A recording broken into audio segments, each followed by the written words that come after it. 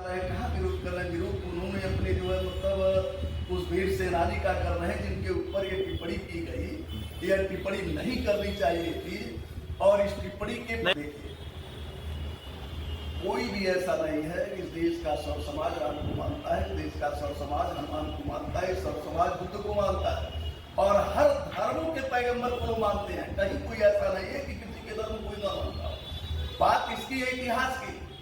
तो इतिहास ऐसा नहीं है कि इतिहास उस समय के अपने समकालीन इतिहासकारों ने अपने तरह से इतिहास लिखा है। तो इतिहास को लेकर के हम सर को धड़ से अलग करा देंगे और कर लेंगे और करा देंगे, यह भारत की कोई वह परंपरा नहीं है, संस्कृति नहीं है। क्योंकि हमारा देश तथागत भगवान बुद्ध का देश है। ऐसे देश में धर्म निरपेक्ष रहना चाहिए और आपस में और इस तरह की किसी महापुरुषों के ऊपर टिप्पणी जो की जा रही है उसे टिप्पणी से बचना भी चाहिए। आज का जो है परिवेश जो है महंगाई का देखिए, भ्रष्टाचार का देखिए, ये जो है जो निजीकरण तमाम संस्थाएं की है उनको देखिए, बिजली विभाग को देखिए, किसानों को देखिए, यह जो है आजकल के जो छात्र हैं बेरोजगारी की हालत ये है कि दिशाविहीन होकर के सड़कों पर घूम रहे हैं। तो इस पर जो है फोकस करना चाहिए। अच्छा, एक चीज आज और पूछा जाता है, जैसे मैं पत्रकारिता करता हूँ, महंगाई का असर हमारे किचन पर पड़ा है, क्या महंगाई का असर आपके किचन पर पड़ा है? बिल्कुल महंगाई का असर पड़ा। महंगाई का असर पूरे देश में पड़ा है, पूरे प्रदेश में पड़ रहा है। महंगाई है, महंगाई से जनता त्रस्त है, किसान त्रस्त है, नौजवान त्रस्त है। महंगाई से, बेरोजगारी से, यहाँ तक कि जो है मतलब ये व्यवसायिक त्रस्त है। कौन नहीं त्रस्त है? सारे लोग त्रस्त है। सरकार एक तक कहती है जीरो टॉलरेंस की बात करती है, थानों पर जीरो टॉलरेंस, फिर जनता दरबार भीड़ क्यों हो रही है? सरकार को जीरो टॉलरेंस जो आप कह रहे हैं, जीरो टॉलरेंस तभी कह रही है ये महापुरुषों का जो मतलब यह ऐतिहासिक जो टिप्पणियां छिड़ी हुई भी कर रही है जीरो टॉलरेंस। उसके लिए क्या करें? सरकार को यही दिखाई दे रहा है, इसके अलावा तो कुछ दिखाई दे नहीं रहा है। केवल एक शब्द पा गए zero tolerance, zero tolerance, zero tolerance. उसकी भाषा परिभाषा भी नहीं जानते होंगे जीरो टॉलरेंस क्या है। इससे थोड़े कोई मतलब नहीं होता। अरे भाई आप देखिए महंगाई को देखिए, भ्रष्टाचार को देखिए, आज बिजली विभाग के प्रदेश के कर्मियों को देखिए। अभी नया अभी आपको हो सकता है कि ना पता हो, अभी आया है कि जितने स्मार्ट मीटर हैं वो सब मीटर लग रहे हैं और जो 1000 रुपया जिसका बिल होगा और उसके लाइन काट दिए जाएंगे तो सीधे जाएंगे तो 400 रुपया जमा करेंगे तो फिर इनकी लाइन जुड़ेगी। वो 400 रुपया किस कर 1000 बिल भी दे और 400 रुपया ऊपर से घूस भी दे।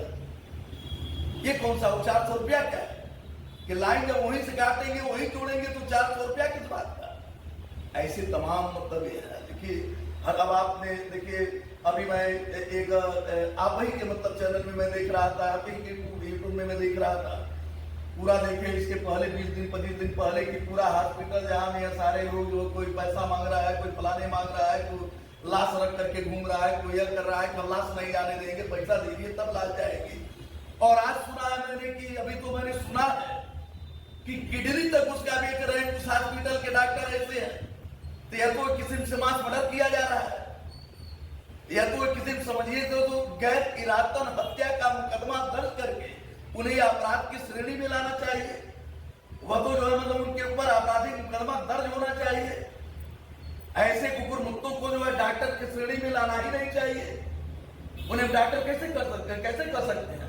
ये तो सबसे बड़ा भ्रष्टाचारी है, सबसे बड़ा आतंक। ध्रुव त्रिपाठी एमएलसी के बहू और बच्चों के साथ मारपीट होता है। जांच बढ़ती, जांच कमेटी में आरोप सिद्ध होता है कि डॉक्टर ने वाकई मारपीट की है। 3 जिंदगी चली जाती हैं। सजा जो मिला है केवल वार्षिक वेतन वृद्धि रोका गया है। क्या इस सजा से संतुष्ट आप हैं? 3 जिंदगी कीमत वार्षिक वेतन वृद्धि से वापस आ जाएगी? पहले उसको निलंबित करना चाहिए, उसके ऊपर जो है कार्रवाई करनी चाहिए। यह जांच का विषय है। इस प्रवृत्ति का जांच में रिपोर्ट आया वो दोषी पाया गया है, दोषी पाया गया तो उसे तत्काल प्रभाव से निलंबित कर देना चाहिए, तुरंत निलंबित करना चाहिए। और अगर बहुत अगर संज्ञेय अपराध है तो उसे बर्खास्त भी कर देने में कोई बुराई नहीं। 3 लोगों की मौत हो गई, बर्खास्त कर देना चाहिए। क्या बर्खास्त होने 3 जिंदगी वापस हो जाएगी? देखिए अगर उसे बर्खास्त करके कानूनी कार्रवाई, उसके न्यायिक तरीके से कार्रवाई की जाएगी तो अगर जो 3 लोग उसने मर्डर किया है, मास मर्डर किया है, जान करके हत्या किया है, तो इसके लिए न्याय विभाग कोर्ट है और निश्चित तौर पर उसकी सबसे उचित और सर्वोत्तम सजा मिलेगी जो उसको मिलनी चाहिए। क्योंकि केंद्र सरकार के नाक के नीचे सामरिक आर्थिक राजनीतिक स्कूल से महत्वपूर्ण दिल्ली की मुख्यमंत्री रेखा गुप्ता ने हमारे माननीय राष्ट्रीय अध्यक्ष श्री अखिलेश यादव ने ऊपर एक टिप्पणी किया है कि वो टूटी चोर है। मुझे तो लगता है कि यह बीडीसी मेंबर लायक नहीं है, ये ग्राम प्रधानी लायक नहीं है, ये सभापति के लिए भी सक्षम नहीं है।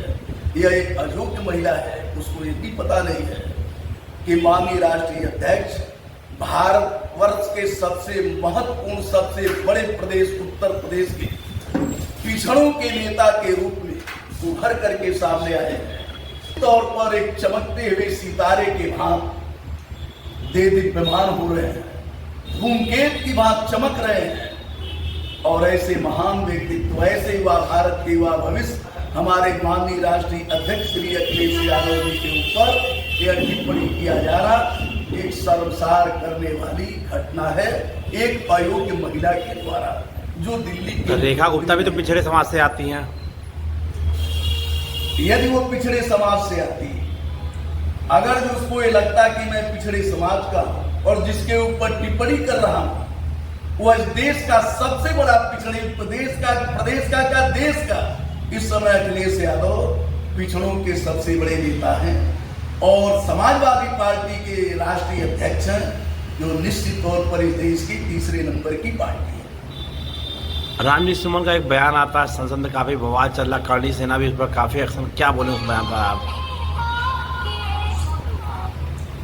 देखिए, करणी सेना का बयान जो भी हो, इस पर तो मैं टिप्पणी भी नहीं कर रहा, लेकिन निश्चित तौर पर हमारे माननीय सांसद समाजवादी पार्टी के रामलाल जी सुमन ने संसद में भारत के सबसे बड़ी पंचायत में राणा सांगा जी को जो उन्होंने उनके ऊपर एक टिप्पणी किया है वो गद्दार थे, तो मेरा मानना है, मेरा कहना है कि सही बात यह है कि इतिहास के जो पृष्ठों को बहुत ज्यादा पलटना नहीं चाहिए आपके मतलब प्रदेश में, लेकिन मेरे दृष्टिकोण से निश्चित तौर पर महाराणा सांगा वीर थे, सूरवीर थे, एक योद्धा थे, देशभक्त थे और निश्चित तौर पर उस समय आधुनिक भारत में आक्रांताओं के घुसपैठ को रोकने के लिए